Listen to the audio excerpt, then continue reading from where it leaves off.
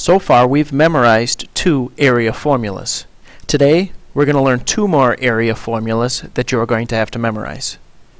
The first area formula is the area of a kite. One of the properties of a kite is that the diagonals of a kite are perpendicular.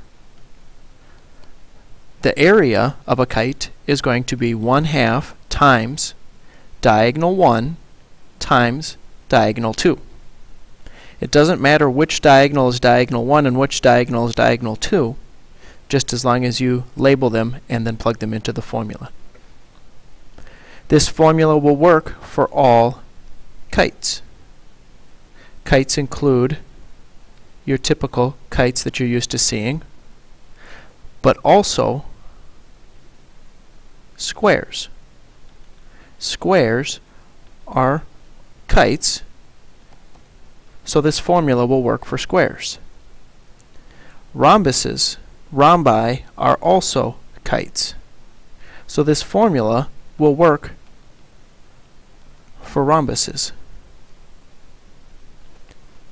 In fact, this formula will work for any quadrilateral with perpendicular diagonals. Some, not all, general quadrilaterals have perpendicular diagonals. I can draw a general quadrilateral with perpendicular diagonals. If your general quadrilateral has perpendicular diagonals, you can still use this formula even if it's not a kite. The second formula that you're going to memorize today is the formula for the area of a trapezoid. A trapezoid has at least one pair of parallel sides. The formula for the area of a trapezoid is 1/2 times the height of the trapezoid times quantity base 1 plus base 2. That will work for any trapezoid. And in a trapezoid, I'm going to call this base 1 and this base 2. And the height of this trapezoid will form a perpendicular line with the bases. This will also work for right angle trapezoids. If we have a right angle trapezoid, this is still base 1 and this is still base 2. It's just that my height will be this side of the trapezoid.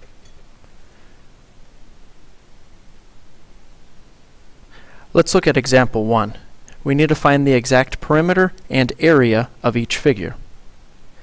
Example number 1 has perpendicular diagonals, and one of the diagonals is bisected, which means that this shape is a kite. Since this shape is a kite, this quadrilateral is a kite, my consecutive sides will be congruent.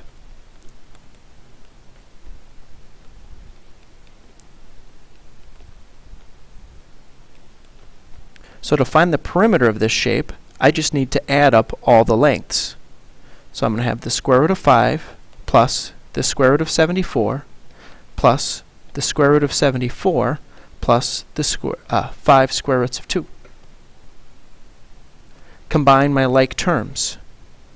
Well, my like terms are going to be my square roots of 2. I have a grand total of 5 of them plus another 5 of them, so 10 square roots of 2. And, well, I have one square root of 72 here and another square root of 72, so I have a grand total of 2 square roots of 74, not 72.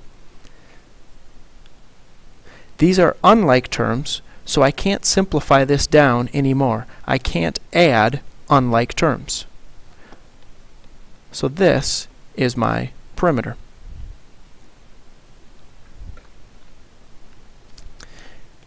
The area is going to be 1/2 times diagonal 1 times diagonal 2. Well, in order to use that formula, I need to figure out diagonal 1 and diagonal 2. So I need to figure out some of these missing lengths in my shape. If I break down this kite into this right triangle, my hypotenuse is 5 square roots of 2, and my side is 5. Well, if the hypotenuse is 5 square roots of 2, and this side is 5, this actually follows the special right triangle pattern, 45, 45, 90. So this side is going to also have to be 5. 5, 5, 5 square roots of 2. Which means that this is 5, which means my entire diagonal is 10. So my first diagonal, diagonal 1, is going to be 10 long. My second diagonal, well, I need to figure out this length. To figure out that length, I'm going to look at this triangle. It's a right triangle where one of the sides is 5, one of the legs is 5, and the hypotenuse is the square root of 74. So to figure out the other leg, I'm going to use the Pythagorean theorem.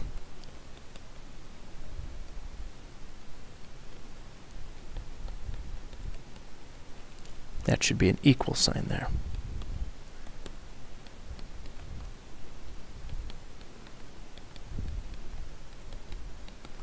(74 minus 25 is going to give me 49. Take the square root. My missing length is 7, which means that my entire diagonal is 5 plus 7, 12. So my area is going to be 1/2 of 10 times 12. So how do I multiply these together? Well, I don't have to distribute.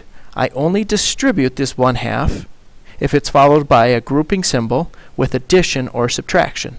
I don't have that here, so I'm just going to multiply left to right. 1/2 times 10 is 5. I'm going to take that answer times 12. 5 times 12 is 60 units squared.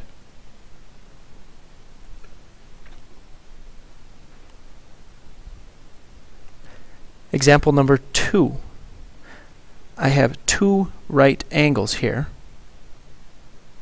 which means that this line is parallel to this line, which means that I have a trapezoid, and I have a right trapezoid.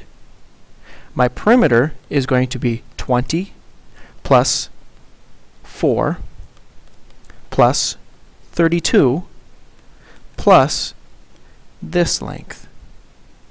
The question is, how long is this piece? Well, to do that, I'm going to drop down a line right here and form a right angle, which means that this length and this length are going to be the same. They're both 4. Now I need to figure out this length. Well, if I look, this is going to be the same as this. So from here to here is going to have to be 20. Which means from here to here, I need to have 12, because 20 and 12 give me a grand total of 32. So now I have a right triangle where I know both legs. I need to figure out the hypotenuse. 4 squared plus 12 squared equals my hypotenuse squared. 16 plus 144 equals x squared. 160 equals x squared. Take the square root. So my missing side is going to be the square root of 160, which I need to simplify down. 160 is divisible by 16. 160 is 16 times 10, which simplifies down to 4 square roots of 10. So my missing hypotenuse, my missing side, is 4 square roots of 10 long. Now I need to add my like terms. My like terms are all my integers, 20 plus 4 plus 32.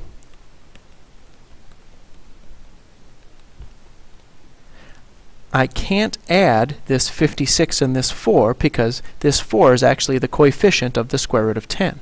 So my final answer is 54 and 4 square roots of 10 units.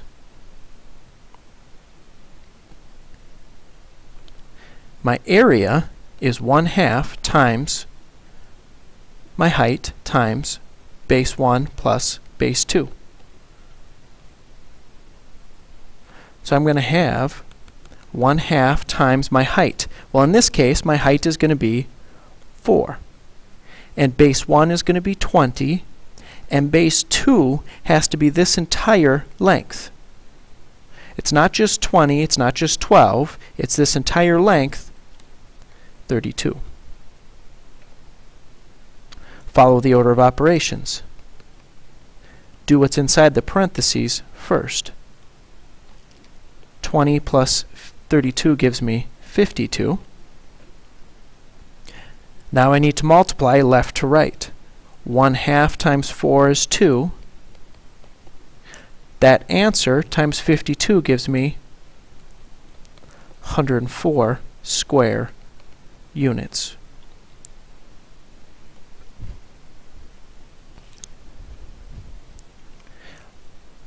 Let's look at applying these formulas. In this shape, my consecutive angles are congruent. If my consecutive angles are congruent in a quadrilateral, I have an isosceles trapezoid. Which means if I'm going to figure out the area, I'm going to use the formula for the area of a trapezoid. 1/2 times my height times base 1 plus base 2. Well, in this problem, I know the area is 144. So I'm going to plug 144 in for my area. So 144 equals 1/2 times my height, in this case 12, times base 1 plus base 2, x plus 16. Solve for x. 144 equals, well, I can just multiply these two together. 1/2 times 12 is 6. Now I'm going to distribute the 6. I don't want to distribute until I've multiplied. 6 times x, 6x, plus 6 times 16 is 96. Subtract 96. 48 equals 6x. Divide both sides by 6. 48 divided by 6 is 8.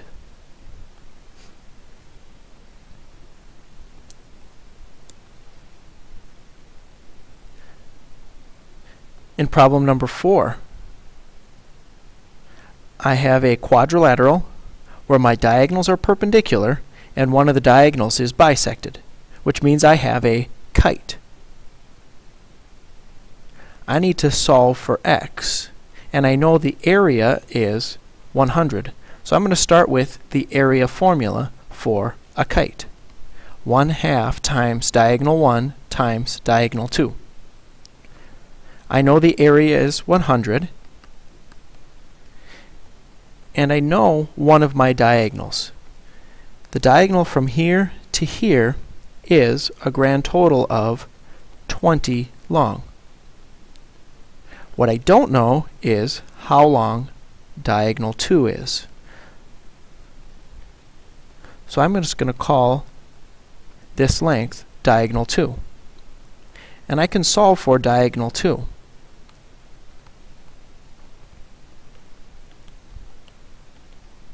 So diagonal 2 is 10 long. So this entire length is 10 long. But this diagonal's been bisected by this perpendicular diagonal, which means from here to here is going to be 5, and from here to here is going to be 5. So if I want to solve for x, I need to look at this right triangle. In this right triangle, I have a leg that is 5, another leg that is 12, and I need to solve for the hypotenuse. To solve for that hypotenuse, I'm going to use the Pythagorean theorem. 5 squared plus 12 squared equals x squared. 25 plus 144.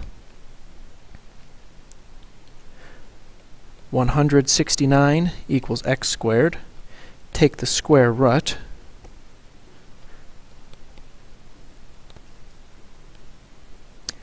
The square root of 169 is 13.